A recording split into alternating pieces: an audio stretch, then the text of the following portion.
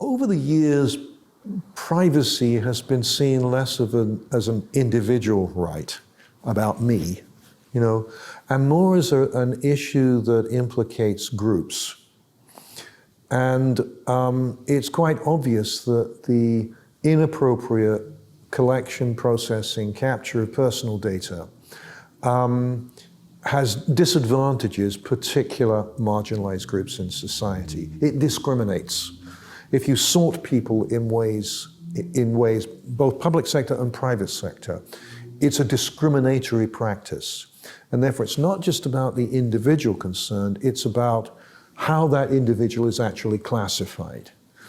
And that classification process is more and more and more complicated and complex and non-transparent, right?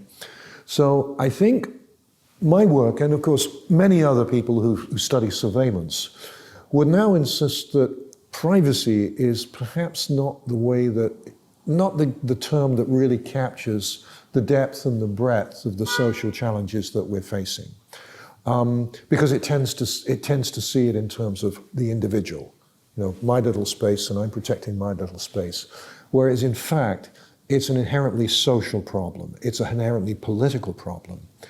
And I and other academics as well have insisted over the years that there's a social value to privacy. Because if you think about it in those terms, if you think about it as something that we as a society need, not just we as individuals need, then you go some way to sort of thinking about the wider problems concerning equity, diversity, discrimination, etc. And you begin to see the problem in terms of racial discrimination, gender discrimination, LGBTQ issues, and so on, indigenous issues as well.